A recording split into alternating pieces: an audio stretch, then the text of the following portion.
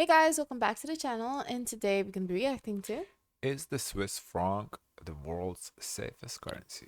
Following Trump's aggressive tariff announcements last week, global stock markets have tumbled, and there's been turmoil in the currency market too, with the US dollar falling to a 6-month low against the euro last Thursday. Ooh. However, on Monday morning, the Swiss franc strengthened to its highest level against the US dollar since October, with Goldman Sachs reportedly advising its clients to add it in a note. It comes as fears of US and global recessions rise, with Goldman Sachs having hiked the risk of a US recession from 35 to 45%, and JP Morgan raising its risk of a global recession to 60%. As such, investors are now looking 60 is high. 60 is more than likely. Yeah. for so-called safe haven assets, like the Swiss franc. So in this video, we'll take a look at the history of the Swiss franc, discuss why it's strengthening, and whether it could be the world's safest currency. Have you Are seen gonna be one close before? to 1 million subscribed today. Let's start with a brief economic history of Switzerland. 2 centuries I ago, don't think so. Switzerland was a poor rural agricultural economy before it began to industrialize from the mid-19th century. At this point, I mean, I guess makes sense. You know, all the European bank, like Switzerland is known for like the banks and everything in Europe. Makes sense. It's just the only thing because we have talked about this in other videos. So what would be the next currency if it's not the dollar? I kind of thought it would be a little more used currency than the Swiss franc. Because like Swiss franc, only Switzerland uses, and Switzerland is not that big of a country either. So it's like, why that? Why not, Chinese yuan or Japanese yen then? If we just go, because my guess was euro, but I do think those other two Asian currencies would be maybe more appropriate than Swiss franc. But let's see what he has to say. Switzerland had hundreds of currencies originating from various German and French coins. In fact, as of 1820, some 8,000 distinct coins were being used in Switzerland. Then in 1850, as a result of the newly established 1848 Swiss What's interesting, like in Europe, Yeah. you can actually find these like in the dirt or somewhere. In the dirt, really? No, it's like like just somewhere, because they were being used like hundreds of years ago. So these coins, you can actually find them. Constitution. The Swiss franc was introduced, as well as a series of political reforms transforming Switzerland from a fragmented confederation of cantons to a more centralized federal state. This removed barriers to Switzerland's movement of people, goods, and money, and also laid the foundations for Switzerland's famous neutrality principle, which underpins its foreign relations to this very day. Switzerland's banking sector also began to develop around this time, with Credit Suisse founded in 1856. Then in 1865, Switzerland, France, Belgium, and Italy formed the Latin Monetary Union, in which they agreed to value their national currencies to a common standard, which massively eased trade and the flow of goods between the 4 countries and reduced currency fluctuations. The union soon grew to include countries as far afield as Brazil and Argentina, before collapsing in the late 19th century due to the Long Depression, when the value of silver fell drastically. Switzerland's small domestic market also forced it to open up to international trade from the very start. In 1920, Swiss industries were already exporting enormous shares of their domestic production, including 98% of watches, 95% of silk, 90% of chemicals, and 80% of chocolate. After the end of World War II in 1945, Switzerland joined the Bretton Woods system. Yeah, when you think of Switzerland, I guess 2 things you think of is watches and chocolate. Maybe banks too, but aside from that, like what they export, it's watches, Swiss watches, and Swiss chocolate. Swarovski crystals are from where? Maybe Switzerland too. I don't know. It is Swarovski, no, small. Swarovski though sounds like Polish though. I don't know. Swarovski. Under which the US dollar became the center of a new international monetary order, and against which all other major currencies were pegged at fixed exchange rates. And the Swiss franc was pegged to the dollar until 1970, and during this period, Switzerland experienced rapid economic growth, helped by labor migration from Italy from the 1950s, with exports increasing exponentially, particularly of watches, pharmaceuticals, and chemicals, plus developments in the Swiss services sector. But I guess my logic was incorrect though.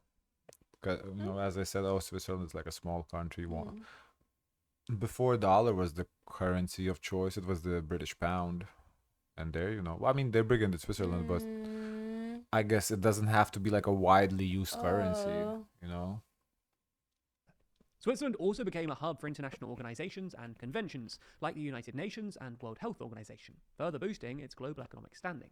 Switzerland still has an incredibly internationally open economy today, with exports of goods and services accounting for more than 75% of Swiss GDP in 2023, according to World Bank data, of which about a quarter are Swiss financial services, like banking, insurance, and licensing. So now we've done a quick bit of history, let's look at the Swiss franc's growing strength today. Before it was pegged the dollar in 1945, the Swiss franc had another requirement that helped it develop its status as a so-called safe haven currency, i.e. a currency that's reliable and either holds or even strengthens its value in times of global economic uncertainty, which is exactly what we're seeing now, with the Swiss franc strengthening to a 6-month high against the dollar. And this was its link to gold. For context, between 1920... But is it strengthening because it's strengthening, or is it strengthening because dollar is falling and by default it's basically remaining this? It'll be interesting to see how it compares to euro right now, or like other currencies, because it comparing it to dollar, just dollar is falling. So any currency you're going to compare to dollar, the other currency is going to seem to rise. That's not a valid comparison to make. And 2000, the Swiss franc had a legal requirement that a minimum of 40% be backed by gold reserves. This meant that paper money could be exchanged for a set amount of gold, which was universally accepted, giving the Swiss franc stability and value in the international markets. The Swiss franc's link to gold lasted until it was terminated in a referendum on the 1st of May 2000, when it became a fiat currency, meaning that it's not directly tied to physical commodities like gold, but instead derives its values from Switzerland's economic strength and public trust in the government that issues it.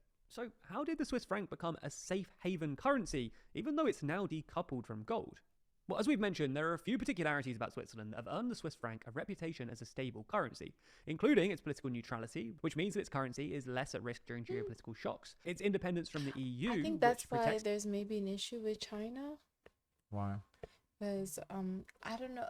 It just seems like with China, even with what's going on with now, with Trump and the president of China, these two, they're going at it with each other. So I don't think that it's ideal to switch what's the currency to be the standard now to be Chinese. Yeah. Chinese. Yeah. Except from negative political impact. No, I mean, right. And also transparency too. I don't know how transparent their money, their funds are, if they truly have money. China, I just, the reason I mentioned China is like big economy, but honestly, to me, Euro would be like the most obvious, I guess, solution. And its strong financial institutions, which are seen as fiscally prudent and reliable. So not only because it's like a stronger currency, but also because there's a lot of countries that use it, so it's kind of like, you know, there isn't like one country that can kind of fuck everything up.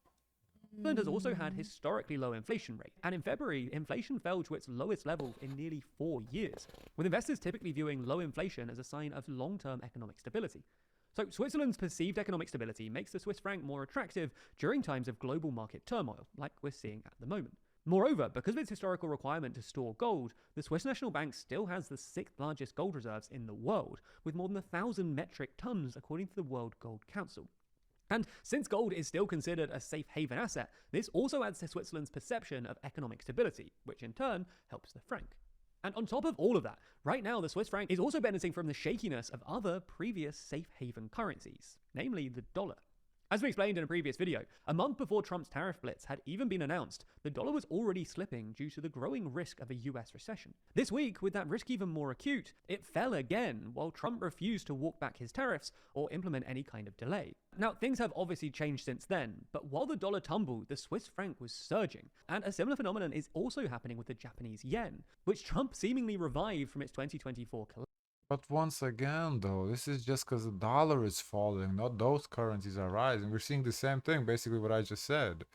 Take any currency compared to a dollar, it's going to be, because it looks like they're rising, but they're not really rising because the dollar is falling. Collapse. So looking ahead, will the Swiss franc continue to strengthen? Well, of course, a lot of it depends on what happens with Trump's tariffs.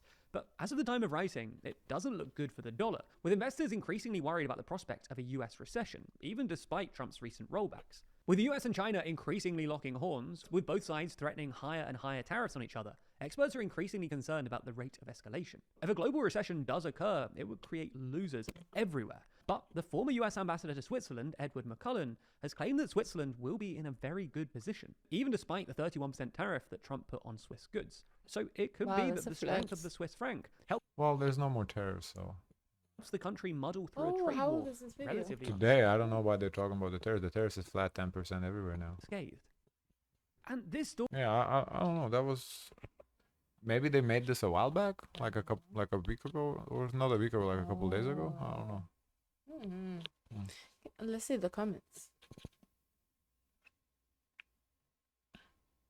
As a Swiss, I'm not sure about strengthening of the Swiss franc being positive. However, it also shows that a strong democracy coupled with social responsibility is the best way to live in a stable political system. Yeah.